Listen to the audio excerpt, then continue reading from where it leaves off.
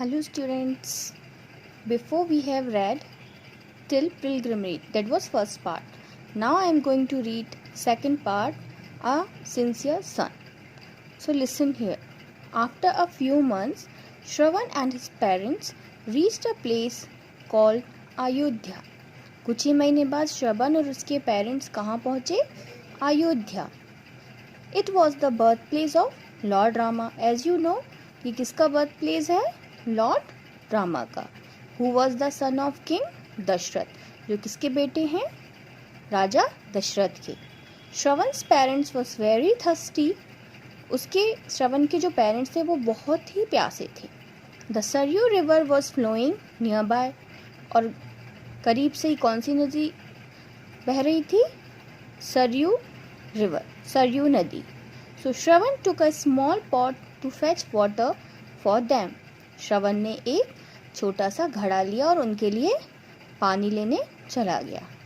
Eight the same time king Dashrath was hunting near that very river.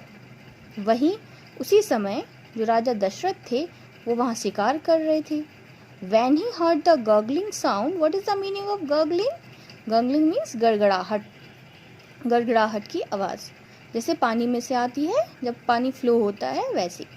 When he heard the gurgling sound of water filling into the pot, he thought it was a deer.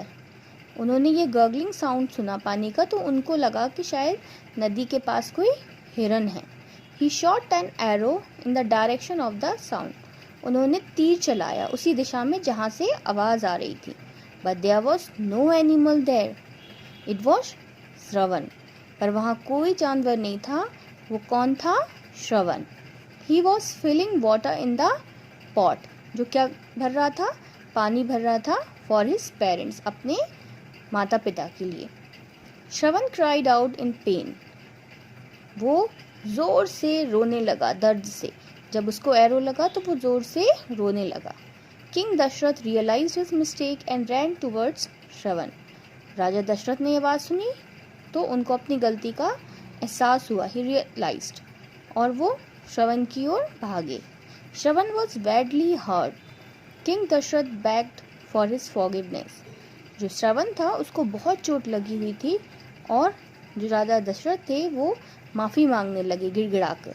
Shravan said, My parents are very old and blind. श्रवण ने कहा, मेरे जो माता पिता हैं वो बहुत ही बूढ़े और अंधे हैं.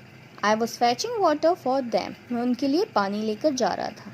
Please give this water to my parents and quench their thirst. Please आप उनको ये पानी दे दीजिए और उनकी प्यास को बुझाइए. Quench means किसी की प्यास को बुझाना. वो प्यासे थे तो उनकी प्यास को बुझाना. श्रवण died after King Dasharath promised to do. श्रवण के मरने के बाद क्या हुआ? राजा ने उसके प्रॉमिस को पूरा किया. Then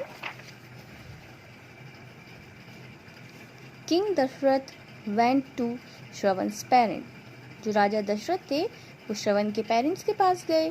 He told them what had happened. और जो भी हुआ उन्होंने सब बताया. He bowed at their feet and begged for their forgiveness.